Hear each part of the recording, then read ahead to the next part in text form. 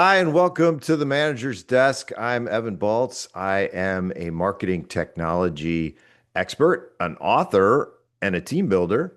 And I'm happy to be with you again today, especially because I have one of my favorite guests of the show. Jay has been with us a couple times before, and we had extended conversations about some great topics. Agile. We talked about the pre-mortem in a previous podcast as well. Jay is back. Welcome, Jay. Say hi to all of our fans out there. Evan, hello, everyone. And Evan, you forgot a few things in your introduction. What You did I for- forget this time? you forgot to say fantastic manager and just good overall human being. Well, thank you for that. And Jay, as we've joked about somewhat before, has a lot of initials after his name, especially if you check out his LinkedIn profile. He's a CSPO, CSM, CSP-SM, CAL, and also a PMP. And Jay and I have worked together at a couple of organizations, a large retailer and a higher education institution, and have kind of collaborated on a few other things on the side as well. And Jay, why don't you just remind us just a little bit about your background? Okay, well, first of all, thank you. Second of all, pay no attention to the letters after my name. Most of them are Agile certifications, which aren't that difficult to get, with the exception of the CSP. The PMP is lock you in a room with one number two pencil and Oh, and a sweet. I didn't spotlight know on. that. Yeah.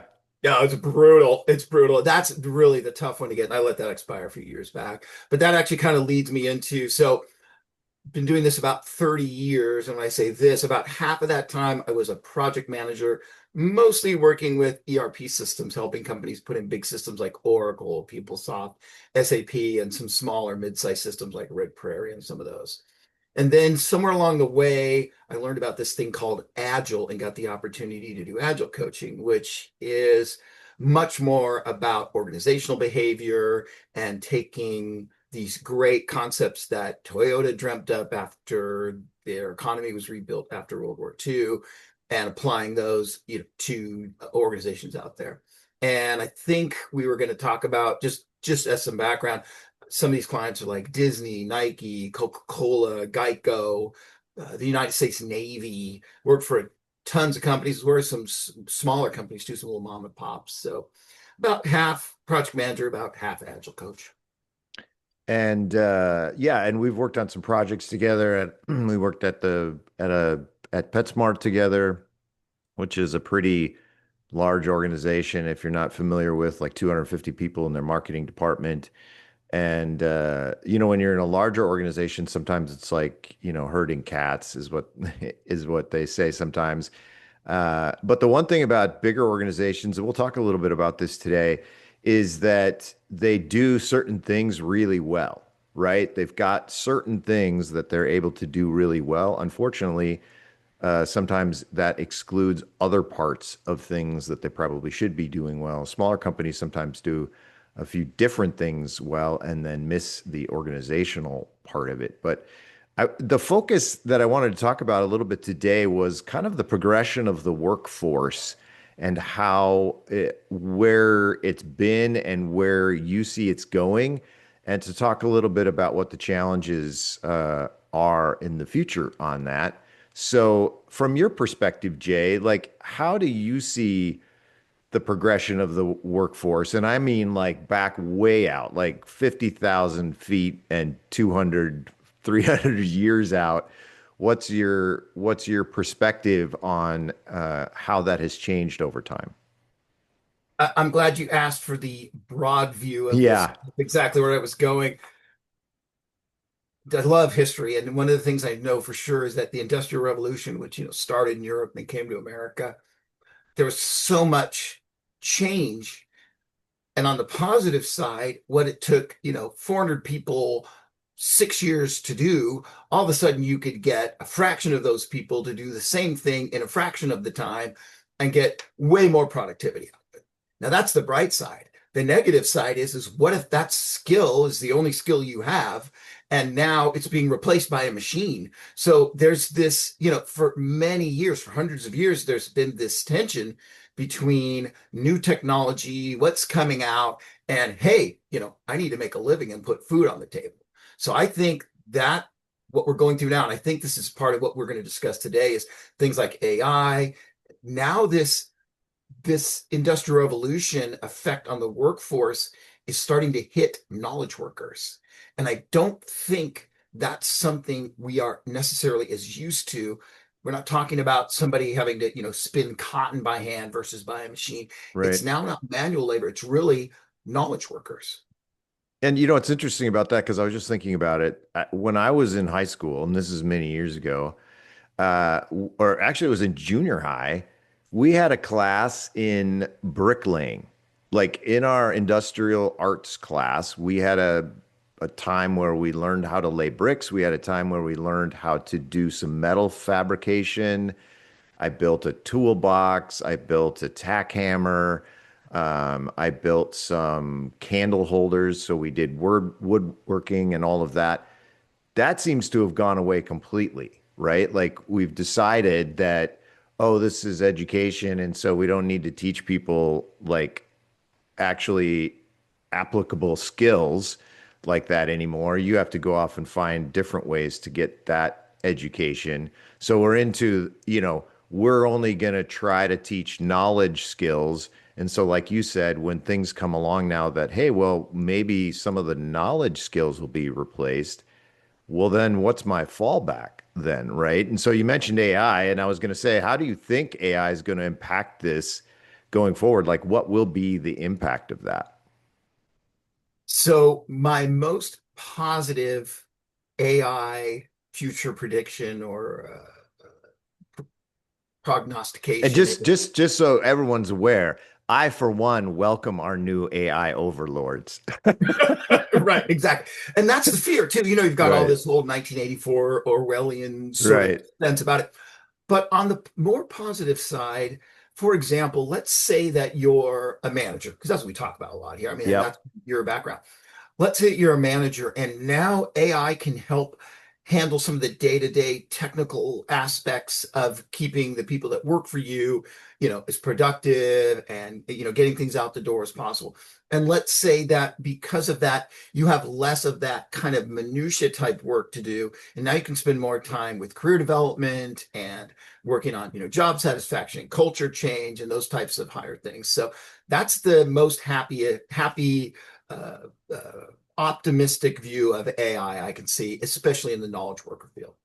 Yeah, and I've mentioned it before, but AI can replace a lot of things. And one of them is what I would used to refer to as like you mentioned it, some of the busy work, organization of information, things like that, working on a spreadsheet, AI can handle a lot of those types of things in a much more efficient manner than a human copying things from one cell to the to the next cell, right? Like that, those are things that can free up time. It can also do research type stuff pretty well in terms of like, hey, look this up across 80 different websites. That would have taken you a week to do in the past. And it's a little bit, I fear the sources that it uses sometimes and whatnot. What it will never be able to do is AI doesn't have what humans have, which I would call wisdom, which means the application of that knowledge, right? And so to think that AI is going to replace everybody and we're just going to be it's going to be we're sitting in pods and whatnot with electrical wires hooked into ourselves, it's not going to be that because knowledge isn't wisdom. The two are very different. And it takes a human with experience to know how to take that knowledge and then apply it. It's not just a replication of something. I remember in school, we would complain that we were just memorizing stuff to pass a test, right? We would just sit and memorize everything. And then as soon as the test was over, you forgot it all, and rarely could repeat that. I feel like we're falling into that trap again where it's like, well, now rather than memorize it, AI will just take care of it. So I'm not learning or acquiring any knowledge or skill. And then I don't have the ability then to apply wisdom to that knowledge. I don't have, because I haven't acquired the knowledge myself. And it's that wisdom part that we talked about, especially in a manager's role, which is saying, hey, here's the circumstances and here's some data and here's some knowledge. But now, what does that mean for my people? How do I apply that based on my own real world experience? What's the best way to apply that? And that was my next question, too. How is AI going to directly impact managers? And then, sort of on the outskirts of that, how does that then affect the company itself and how they use managers? Yeah, and if you don't mind, let me backtrack just a Yeah, second yeah, with the points you were just making. One, I heard someone, it might have been Joe Rogan or one of these guys, say the last thing AI is going to be able to do is comedy because yeah, there's this subtlety and this humanity to it. I'll tell you something else I think that humans are still going to have to be able to do. And what's happening right now with social media in general is discernment and yeah, wisdom. And because information is one thing, but there's bad information, there's false information, there's yeah, information that's presented sort of slightly, or from someone's perspective. They say history is written by the victors. yep. So that piece, that judgment piece, to me, that's still going to be a human element. Maybe at some point AI will come up with the truth, but I just don't know if that's really something we can do. And I think going to the management piece, it's all these soft skills still Hmm. that AI, being a servant leader, being emotionally intelligent. If your boss, your overlord is your AI, and you do something wrong, how many times does it allow you to do something wrong before it gently corrects you? And when does gentle correction become, firing? And when does, Right. where do those judgment calls get made? That's just incredibly sophisticated human interactions that maybe someday there'll be a computer that can do that, or that, we set some standard, but boy, that seems a long way off. Yeah, and it's what I've run into a couple of times. I've had, it's funny, just out of curiosity, I've had philosophical discussions with an AI. And because it presents some information which I know to be wrong, even on a technical level or whatever, I know it to be wrong. So then I ask it, where did you get that? And, a lot of times it'll come back, well, the source I used was Wikipedia or whatever. Then I just laugh. Oh, right. So you're like an 11th grader taking a test. You're using Wikipedia, which is not a source. So then my instruction is, yeah, don't ever use Wikipedia when sourcing information to provide it to me because it is fraught with error, and then get it to admit that it is fraught with error. And so then the question is, so then why did you use it? If I ask you if it's fraught with error, you say, yes, it is. It has been known to. Then why did you select it as a source, right? And that's where the human wisdom can come in and say, I've looked at this and this isn't right, or these numbers aren't even correct.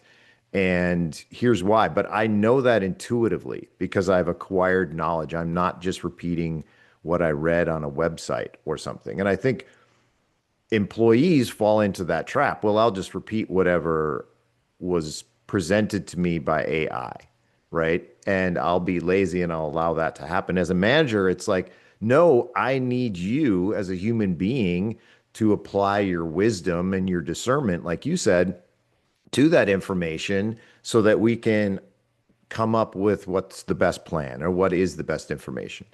And I stated it before in a LinkedIn post a month or so ago. I was doing some research on college football and the best records over the past year and a half. And every AI failed at the task. And I could not figure out why they were failing at it. They were giving even wrong records for 2024 for teams. Like, oh, that team was 7-4 in 2024. It's like, no, they weren't. They were 11-2. Where did you get that? Right? Like how were you able to even produce that information? It's like if it can get something that is easily checked and verified and from 100 sources has the correct information, how do you get it wrong? So now you're asking, hey, what was Apple's net earnings over the last 3 years, and did they go up or did they go down?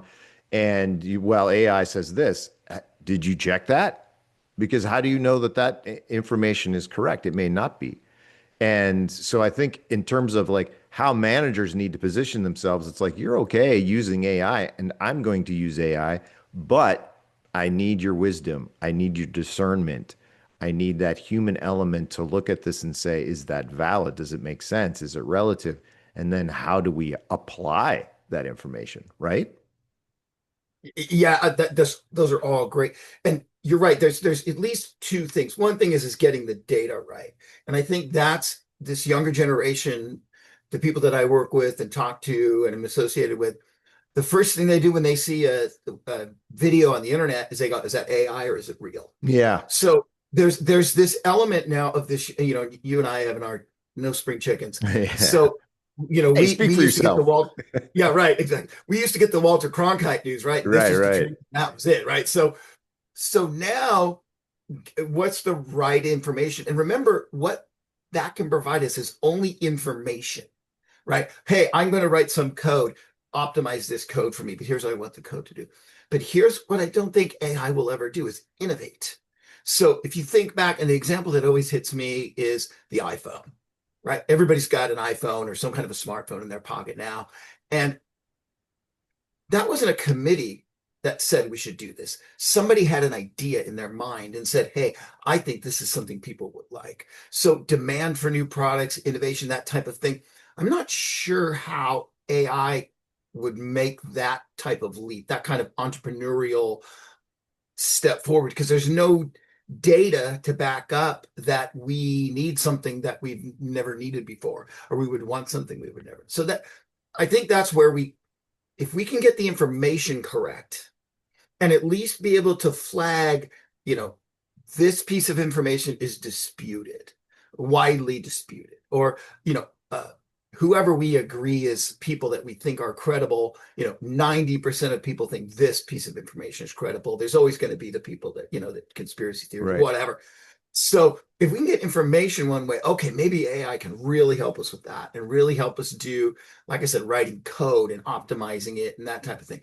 But it seems to me those judgment things, that innovation, that higher level thinking, you know, hopefully we look back at this in so many years and say, oh yeah, I don't have to spin cotton anymore, right? But now I can design these amazing, pieces of clothing and these great textiles. And Right, I'm right. not so caught in all the drudgery. So So and yeah, to go back to that as well. So how does that, what's the potential benefit and how especially large scale organizations might mhm. then redistribute their workforce? Let's say, how might they reallocate resources if some of that busy work is taken away from their need for someone to sit and do spreadsheets every day? Yeah. How might they reallocate those resources? Yeah, I'll tell you, I've seen two different patterns out there for things. And Agile is somewhat of an analogous story because I had a client who shall remain nameless, very large bank, a global bank, that hired me to go and help one of their departments, their fraud department, become Agile. And after I've been there for several months, I found out the real reason they hired me was they wanted to make the department X percentage more productive so they could fire X percent of Yeah, their.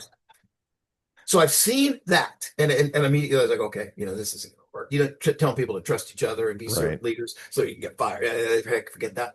But the flip side of that, and again, going back to the Industrial Revolution, what maybe happens is we get more productivity out of the same number of people. And if you're talking about virtual Hmm. things like software and that, then okay, maybe just the same staff can produce 2 times, 10 times, 100 times more, or produce it much faster and produce it with higher quality and all those things. So again, there's the George Orwell view of how this is going Right. to turn out, and then there's the Pollyanna view, and usually the truth falls somewhere in between. There's going to be people that are displaced from their jobs that can't figure out a new career. That's going to be a struggle, but there's going to be people that really benefit, and overall society will benefit. It's just another adjustment we've got to make. Yeah, and I was thinking about it in terms of like from a manager's perspective, like in the past, I've managed teams from anywhere from like two or three to 13 or 15 or whatever, right? And if you have other responsibilities other than just managing people, it becomes very difficult. It's a lot of meetings and then it's a lot of, I would say paperwork and being involved in all of the tasks that they're doing and things like that and trying to stay out of micromanaging, but it becomes a difficult juggling act for a manager when you start to scale, when all of those other pieces are there. So in my thinking, an organization could say, wait, no, you're just going to manage people. That's it. I don't want Yeah. you involved in the project management. I don't want you necessarily involved in the details of the things that your team is doing. You've hired experts, they're subject matter experts. Let them do that. I just need you to manage and care for those people so that they're happy and they're well adjusted and that they want to stay and that they feel like they're connected to the work that they're doing. All of that, that's something that you could then allocate more people to a particular manager. And this is a way also to find people who are a good fit for manager. There's a lot of people, we'll talk about this a little bit today, but there's a lot of people that are in management positions who, in all honesty, probably don't even want to be in a management position. It was just the next step. It was a bigger paycheck, so they took it. They were maybe a tech person. They didn't necessarily want to give that up, so they're now also managing people, and probably the people under them are suffering because they don't give it the due attention. They'd rather spend time doing the skill that they learned over time. So I think that's a way that large companies especially could readjust. It's like, well, instead of having teams where managers manage 3 to 5 people, let's manage 15 people, but then you don't do the other stuff, right? And AI can help take care of some of the push and paper around stuff, but you just take care of the people and make sure that their needs are met and blockers are removed and all of that. I think that's a way where you could address AI and you keep those same people, you just allocate them to different parts of the business. Yeah. Well, first of all, the concept that you were discussing about people getting promoted to their level of incompetence, I think was called the Peter principle Yeah, right, in the old exactly. days. Yep. So it's so common that actually there's a name for it. So Yeah, that for sure. that's But right. here's another interesting thing. What I hear you saying is that just like I made this connection to the Industrial Revolution with workers, manual labor, you're kind of making with management too. So the day-to-day drudgery things, some of these things I don't have to do anymore. So now I can spend more time developing my people. I can have a bigger group where we've got more cohesion across that group. We can develop culture more.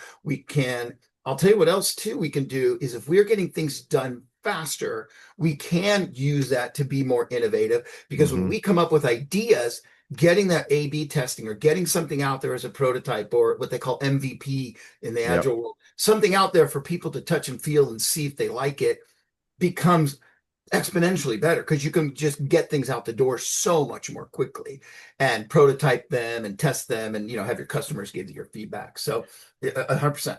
Yeah, and it leads into kind of a different area when you're talking about, especially with larger companies and some of the pitfalls they fall into when they are attempting to manage people. Like I've mentioned before that I think there is this like underestimating or the importance of a manager, right? It's like, well, you were the senior developer, so your next job is manager, and here's 5 junior developers for you to manage, whether they have that skill set or not. And the thinking is, well, rather than hire a manager for this group, I'll save money.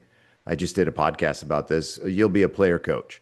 And what happens is they're usually a player and not much of a coach, right? And they usually end up struggling with the managing people part of it. And the company is trying to save a buck by not, by having somebody do both jobs essentially. And their perspective on a manager is, well, I mean, how hard can it be? You have a couple of one-on-ones, maybe you do stand-ups and once a year you do the annual review. It's like, come on, it's just like 20 hours for the whole year, right? Like, what are we talking about here? Why do I need a dedicated manager? And really undercuts the value of the people that they have. And I'm going to throw a stat out here in a little bit to kind of emphasize that. But what pitfalls do you see when it comes to organizations and how they see the management of people? So I think what you mentioned there is really good. there's a concept called psychological safety. We probably talked about this Yep, before. yep. And Google did a big research program on this, and they said we've got all these teams out there. Some of them are doing great, some of them are really struggling. Let's go find out, what are the common elements of all of our, really great, high performing, highly satisfied teams.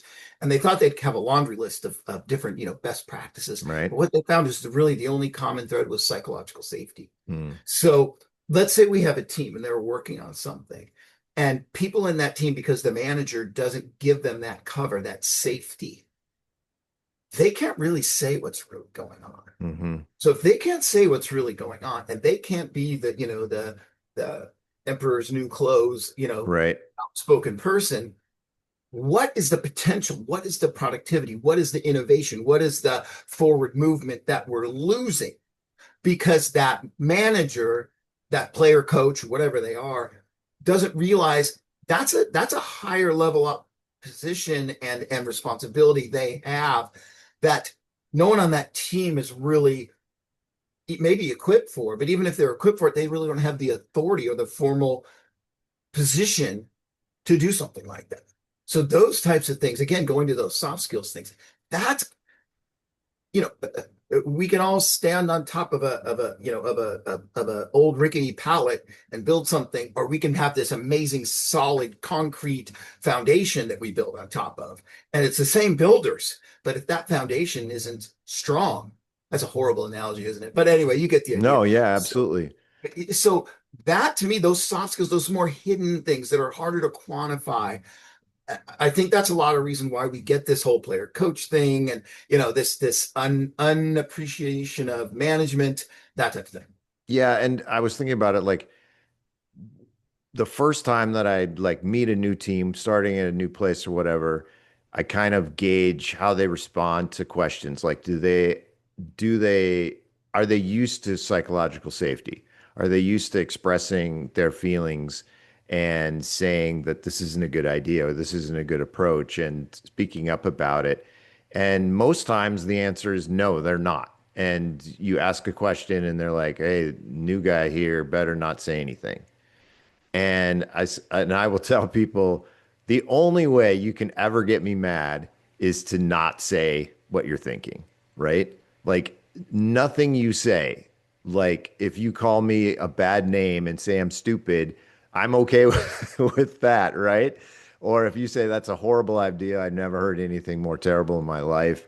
I can't believe you came up with that. I would be happy, right? If you just sit there and say nothing and you've been trained to say nothing to protect your job because nobody really wants to hear your opinion, they just want to give you your opinion and have you do the work.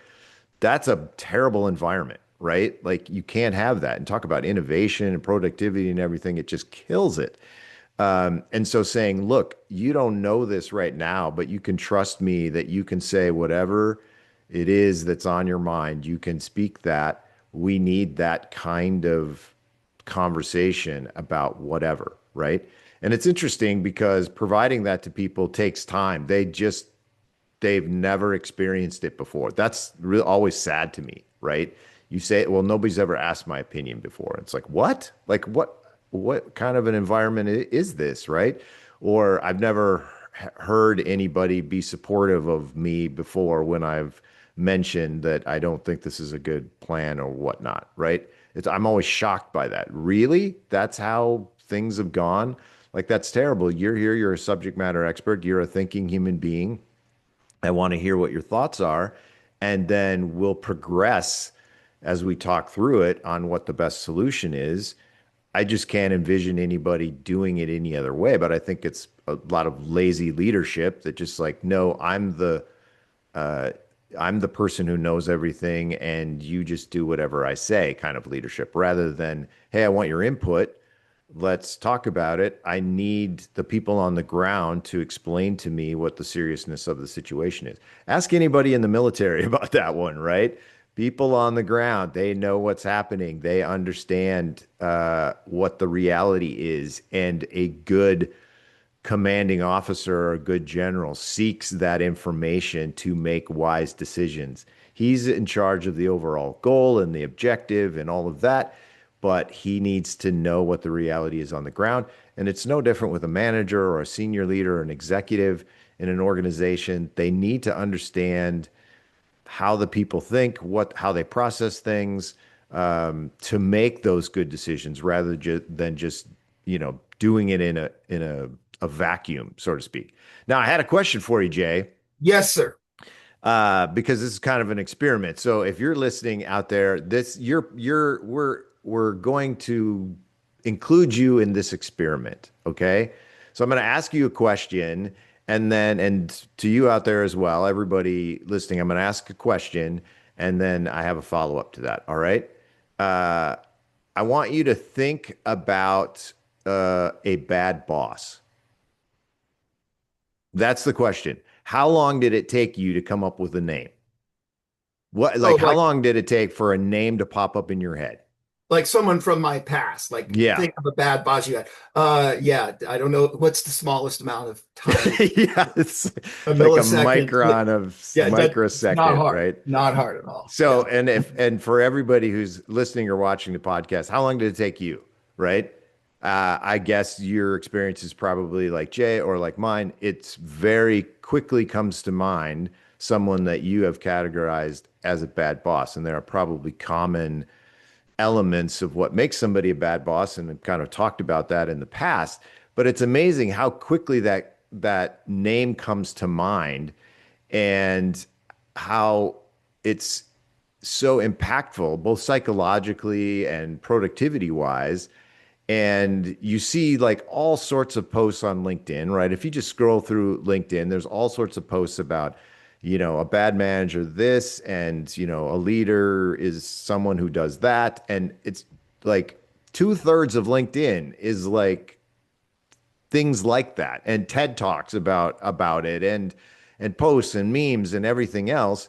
And but my question is, like, I asked the question on LinkedIn, if you could change anything about your company, what would it be? And there's not psychological safety on LinkedIn, right? People don't want to respond. Just like in their own company, they don't feel free to respond to correct issues within their organization because, oh, I'll make, the waves, and somebody will read it and complain that I spoke up and all of that. It just points to that culture. Have you witnessed that as well?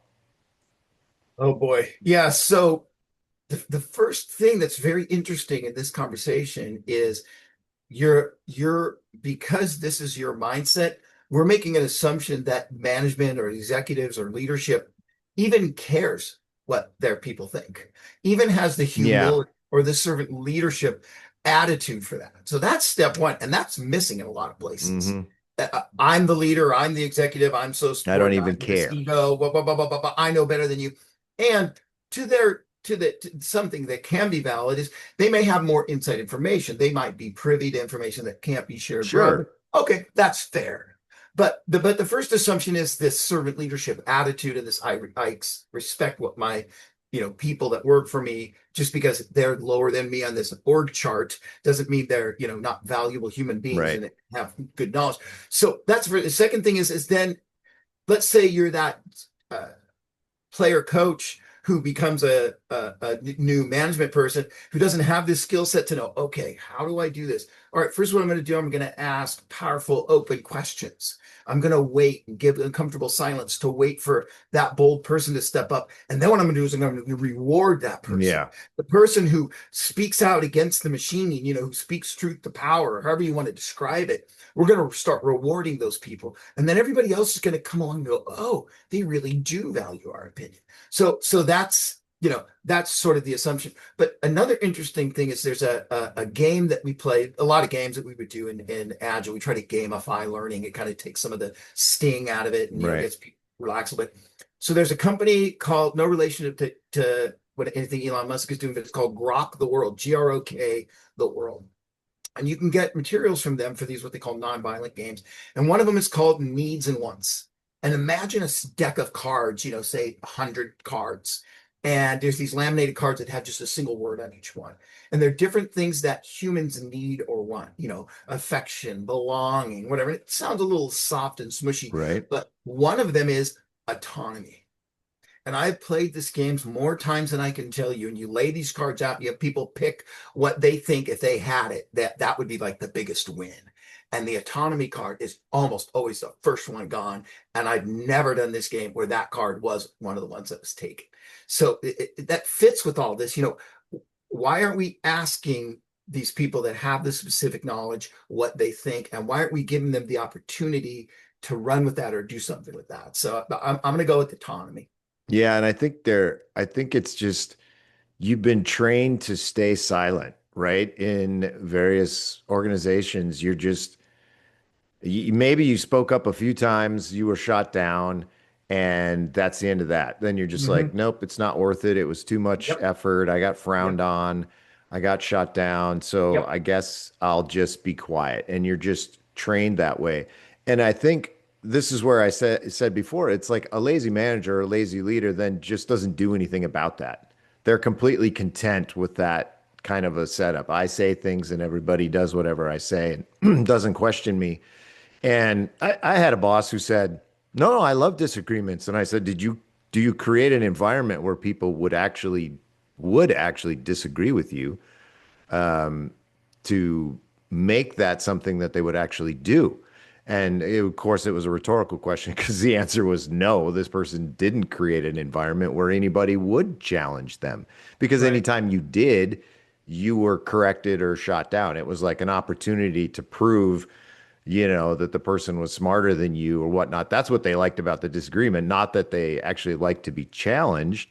Um, Right. and so sometimes you have to play dumb, and I don't mean that in a bad way. And I've given the illustration before. I remember my dad was working on, he was doing some wainscoting in our basement many years ago. And he would have friends over and they would look at the wall and stuff. And he would say, how do you think I should go about it? I'm not sure. How do you think I should do it? And they would say, well, you should do it to this level and do a board every so often and just, various things, put insulation behind it, whatever.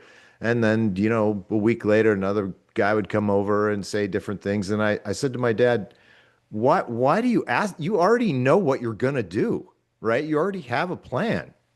Why do you keep asking people? And he's like, because that's nice. And they might have ideas or things that I haven't thought about, right? I have my plan, I have what I think I'm going to do, but maybe I'm missing something. And the only way I can get them to interact with me and to provide that information is to sort of withhold the plan from them so that they will offer fresh solutions that Hmm. aren't clouded by what I have already said. And as a Yeah. manager or as a leader, that's the same thing. It's like, how do you think that we should tackle this project? How do Yep. you think that we should provide a solution? Or what do you think the solution should be for this client? And allow them to kind of talk through that. You may already have ideas about what the right way to go is, but if your employee gives you some insight into that and maybe a different, slightly different angle or take on that, then like you said, then you reward that. That's a great idea, Steve. Let's do your idea, even though you may have had it first. But that takes humility. And there's It does. too many leaders who just don't know how to show that type of humility. And if you're going to have an opportunity in AI to manage more people, that's going to be the critical skill that you need now. If you're not talking about, specifics or project management, you have time to have those conversations with each of your employees and to get that relationship of trust and psychological safety and everything with them. And then with that is like, I'd like you to come up with this plan or to work on this plan. And then that gives them a sense of autonomy and ownership. And so many things come out of that, but we're stifling it, right? We're stopping it right at the beginning because no, I already know everything and I just need you to execute it. I'll tell you what, going right along with that, Evan, yes, 100% agree. In Agile, one of the things coaches do, a tool or a method we're taught is we're going to have the customer and management and the leadership tell us what needs to be done. But as soon as we cross the line between what and the how, it's time Hmm. to stop. Yep. And let's let the people who are doing, and I think that's what your father was doing. He's saying, Yep. hey, I need to do this thing in my basement.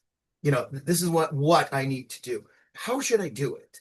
And then get feedback from these other people. And there's nothing wrong with maybe if you have that technical skill, then taking the suggestions you're getting and refine it and tune it and ask questions to say, well, would we also do that? That type of thing.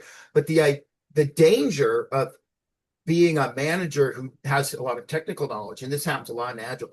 Sometimes you want a coach or a scrum master, that team leader, to have no technical knowledge at all because they can tend to anchor the team. Yeah. So if you can say, hey, here's what we need to do, how should we do it? And then let the team start to figure it out. And then we can maybe throw in suggestions or add our experience and understanding as well. But again, going back, that's a soft skill instead of saying, here's how we're going to do it, because I'm the leader. Go do this and do it this way. It's a different way of looking at it. You do have to be humble and be able to swallow that hubris. And keep this in mind too. This might be a little off topic, but I have a family. A lot of my family members are educators. And one of the things I've learned from them is that our school system was built on the Prussian model, again, in the Industrial Revolution. And the goal of that was to make people be good little workers and just Hmm. obey and do it there. So Yep. I think we've raised ourselves. Our society has raised us to what's the right answer? How do you get an A in this class? Versus getting to real world problems where we don't know what the answer is, or there might be a better answer, or maybe the better answer is a compilation of all of our ideas. George Washington was famous for that. He'd hire generals that hated each other and he'd let them all argue, and then he'd just listen for the good ideas. Yeah. And if they all agreed on something, he's like, okay, that's for sure we should do that. Yeah, 100%. And I think that mindset, like you said, it feels like we've lost it over time. Like we just want people who do what we say. We're more content. And part of that is maybe this, in a tech revolution, especially with AI, hey, I can just go to AI and demand it give me information and it gives it to me and it doesn't debate me. And so I like it, right? Or I can ask certain pieces of software to do things and I like it. And it's one reason why I think a lot of companies, and I would say spend a lot of money on agencies or contractors or whatever because they feel like they can just demand stuff and they don't have to have a conversation about whether it's a good decision or not. And Yep. then they have somebody they can blame if it goes wrong, right? Rather than doing it internally. And again, it goes back to I think it's just kind of lazy thinking, right? It takes time to develop people. It takes time to develop their ability to share their ideas and Yeah. how to look at projects and how to look at scaling things and how we're going to manage this over time. Those skills take time to develop. And I'm afraid a lot of people just like, well, it's just that's going to be too much work. I'd rather just demand this and see if they can do it. It's something I know that just by having worked with you and spoken with you many times, something that you're passionate about is why, what does it cost when we lose people? Yeah. If we have a contractor come and go, we get knowledge, it shrink, obviously. Yep. But what happens when we have people that we bring in? Is our attitude, let's pour into those people and make them part of the team and make them part of the culture and get them right and give them what they need and keep them long term? Or are we like, well, they don't work out, we'll bring the next person in, we'll bring that person in, and that I know you've done a ton of research on this. There's the cost of having high turnover is not only a dollar amount, but it's an output, it's a productivity, it's a culture. I mean, It's a lot. that's a huge problem. Yeah, it's a huge problem. So, and yeah, exactly. And my next question was going to be like, it it it might be a rhetorical question anyway, because I think most people know what the answer is. They've seen memes about it on LinkedIn, but why do people quit companies? And the answer is usually, well, they don't quit the company, they quit a bad manager, right? Like the manager makes their life miserable, not necessarily the company, their direct manager does. So they quit the company. Have you seen that in your experience that people quit because of a bad manager? For sure. And I would even say beyond manager, but a bad culture. Sometimes that culture forces a manager who might want to be a little bit, allow more autonomy and be more of a servant leader. They get forced into that. So yes, a combination of yes, bad manager, and sometimes it's the manager themselves, sometimes it's the culture that they're sort of stuck in, and I've also seen a manager who I'm actually talking to right now in a bad culture be the brave one and say, hey, this is the way we're going to do it, and try to influence the culture. So yes. Yeah, and it's interesting. So looking up some of the data on this, it's really kind of alarming, right? It's shocking, and I don't think organizations are aware of it, and I think that's part of the problem. But I've got the data right here. So the total voluntary quits from companies per year is about 38 to 40 million people per year quit their job voluntarily. Okay. Of that, the self reported, I quit because of a bad manager, this is Gallup data, 50 to 52% of them quit because, quote, a bad manager. So if you say 38 to 40 million, we're talking roughly 20 million people per year quit because of a bad manager. So if the average replacement cost, now this is something I've debated this with HR people and recruiters in the past, right? So if you just look up, if you say, what's the average replacement cost, an employee quit, they'll say the data will say $25,000 per person. That's a myth. I'm gonna throw it out there. That's a myth that it's only 25,000, right? That's your recruitment cost. Somebody had to work on it. You had to, put the listings out there. You had to bring them in. It took people time, whatever. 25,000. Okay. But here's the thing. If somebody was making 100,000 and they quit because of a bad manager, probably part of that was they weren't getting promotions, they weren't getting recognition, whatever else. They go someplace, they'll probably make more money. Guess what? The person you hire is that person with another name. So they're going to come in, they're going to ask for more money, all of that. So you're going to probably end up paying that person more than you were paying the person that left. So there's that as well. So factor that in. And that is compiled over years too. So the real cost, and then you have the knowledge that you've lost, right? This person knew what that was and where this is and how to set that up and all of that. You lose the knowledge on top of it, and recuperating that and being able to build the next person up. It takes 6 months or a year for that person to even get into that situation. And by the way, which isn't factored in here usually, you probably had to hire a contractor in the meantime to fill in for that person, right? If it's a technical person. So you're paying that technical person $50,000 or $50 an hour, and your contractor is going to cost you 200. So over the course of 3 months, you've spent what, 50,000, whatever it is. It's a tremendous amount. So I'm going to say the average replacement cost is more like 100,000 per person because of a bad manager. If you just go with the $25,000 number, we are talking 500 billion with a B dollars lost because of bad managers to companies in the US every single year. $500 Every year, billion every dollars year, Evan, every every year. year. Yeah. So think about that. That's a huge number. Yeah. Now, here's my question, Jay. Here is the $100 question. What is being done about it? How is that even addressed? You're losing $500 billion a year, American companies. Okay, what are you doing about it? How is it being addressed? Right? What's Yeah. the solution and what are you doing about it?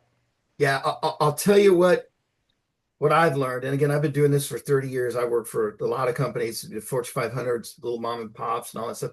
And I'll tell you, there's a pretty clear line of delineation between a company that values and cares about the people that work for them, and the ones that just see you or me as just another, widget or a gadget or another Lego Right. piece that just can be interchanged. And I'll tell you, you talked about, hey, here's the hard dollars we can track, and then here's the soft dollars we can't track, like how long before this person gets productive. What Right. about a mistake that gets made because this person is new and that costs us X number of dollars. But what we're not talking about is companies get reputations. Yeah. So if I'm a highly sought after whatever engineer or whatever it is that I do, and I know working for X company they have a great reputation. They take good care of their people. It's one of the, best companies to work for, all Right. that kind of stuff. You're going to be able to attract that better talent and probably keep them longer. And to your point, you could even probably pay them more because if you're not going to have all that turnover Right. in the long run, paying them a little bit more costs you less than having all that turnover. But that's where I think some people get it, some people don't. Some companies get it, some companies don't. If you're talking about the most unskilled labor possible, and I'm thinking of something like, picking berries yeah, okay, maybe you could make the argument that people are, these interchangeable parts. But even then, I mean, I've never picked strawberries for a There's a living. skill to it. There There's got obviously to be. There's is, got to be right? There some, has to right? Of be. course. Yep. But that's even. I'm just trying to think of the most Yeah. simple, or on a Ford assembly line where all you're going to do the rest of your life is take the fourth lug nut and tighten it with the air ring, or whatever. Right. So maybe at those very, very low levels, there's this interchangeability, but even in the slightest knowledge type of work, there's got to be, we even talk about multitasking. When you try to switch between gears, there's all this time lost and all this productivity lost. And now when you're changing people, you're multitasking out a job. Yeah, the numbers has got to be a lot higher than your $500 billion number. And It's got it, to be a and lot it's just higher. amazing to me that then companies don't ever, it's like the elephant in a room. They don't talk about it. Hey, we had 80%. I worked for a company that had 80% turnover. And since the time I've left, they've almost done that again. Yeah, About 75, 80% turnover. It's like, yeah, how is that sustainable? Right? mhm, Like that's not even sustainable. And the cost and the productivity that are lost because of that, and it's not addressed, right? There's just nothing done to address it. Or there's some window dressing, like, oh, we did some management training. We did 3 sessions of management training, right? Where people yeah, sat in a Zoom meeting like this and somebody talked to them or whatever. It's like that doesn't work, right? Like obviously that didn't work. yeah. And you didn't because you're like you mentioned, not just the manager, the culture Mhm. sometimes negatively impacts the manager who just is fighting against everything. Like he's just absolutely swimming upstream. What's funny, Evan? You talk about management training. I've worked for companies who shall remain nameless, who it seemed like every 3 to 6 months there was another reorganization going on. Yeah. We were going to have this big reorg. And the promise was, hey, people, we've heard your complaints or whatever, and we're going to reorg, and that's going to fix everything. And that generally doesn't work. And people generally get kind of wise to that after like, oh, here we go, another reorg. And how Yeah. much chaos does that cause? How much loss of productivity does that cause when the whole organization has to kind of, do a 90-degree stand on its, ear kind of a sort of thing for a period of time and, shuffle that deck? Yeah, and it just feels like it's just something that's not the solution isn't talked about. And nobody's nobody within the organization is actively addressing it by saying, look, part of that 500 billion is what we lost over the past year because Yeah. we have some bad managers. Well, we can't just fire them. Uh, we've talked about this before. It's not about firing people, right? It's about helping people become the best that they can be. And there's a way to do that. Yes, it takes some time and maybe there's some money involved, but it is far less than losing people and replacing people and all of the things that we've just talked about. Yeah. And yet it just seems like we're so lazy that we don't want to commit to that, right? Like why wouldn't you want to commit to making your people more productive and more Yeah. happy and more self-actualized and everything in their work and make this a great environment? Why wouldn't you want that? Why wouldn't you want to have, like you said, people talk. There's Glassdoor. There's places out there that will tell you this isn't a good place to work and here's why. And it's a lot of them have pretty low ratings. Why wouldn't you want to turn that around? Why wouldn't you want to change that? I think it can be changed. I think it's a mentality that you have to have. And I think it starts with you have to care about people and you have to care about them and their lives and what matters and that autonomy and all of that, you have to care. If you just don't care about people, like you've said, if they're just interchangeable cogs in your machine, you'll never achieve anything of real value in terms of having a culture that people would want to work for. And you will just continue to churn through. And maybe you'll be productive. Maybe your stock goes up, right? But over time, that sustainability is going to fade. And it ultimately, even if you're successful from a stock market perspective or from a monetary perspective, you may have failed the most important task in your world, in your life, and that's people. And that's what this whole podcast is about. Like, right? It's about people matter. They're human beings. We need to care for those people around us. And we live in a society where that is fading fast. And I'll fight tooth and nail to make sure that the people around me feel cared for, right? And all it takes is a few people to say, nope, we're going to care about our people. And we think that's the way to success. It just takes a few people to do that. Agreed. All right, Jay, I have appreciated, as always, our conversation. It's always a good chance to talk about topics that I know for both of us, these are meaningful things, right?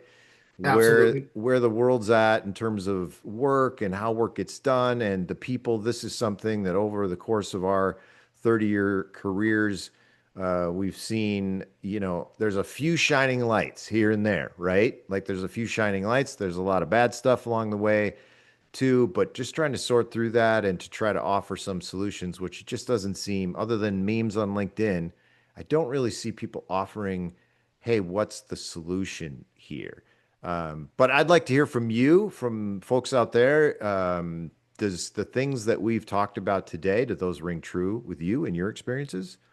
Have you been in organizations where you felt some of these pressures and some of these things? Have you seen your company make a lot of bad decisions in terms of it's the human resources and how much it costs them to bring them in and then lose them because of bad management or bad leadership? Have you experienced those things? I'd love to talk to you about it. You can talk to us. You can chat to us on LinkedIn. We'll post links to the podcast there. You can interact with us on the manager's desk. I have a Instagram and an X site as well, and you can watch all of these podcasts on Spotify and YouTube as well, and you can listen to them on Amazon podcasts as well, and Apple. Or we're on Apple. You mentioned Apple earlier. We're on Apple Podcasts as well. Jay, any parting words of wisdom from you today? It's all good stuff. I would also mention we put out a survey a little while ago Yeah, yeah. asking folks, totally anonymous on LinkedIn, if there's one thing you could change at your org, what would it be? That kind of fits the kind of the conversation we are having today. So love it. Thanks for the time, Evan. I really appreciate it. It's always good to have that talk, especially because your background as a manager and mine as a coach, we're doing going after the same thing from different perspectives. Yeah, I think it's exactly. yeah, And, it's very cool to be able to synchronize on that. and it's interesting, seeing the world from those different perspectives, but how that, like we've talked about it before, it's like a Venn diagram, right? There's this common ground in the middle between coach and project management and then managers of people.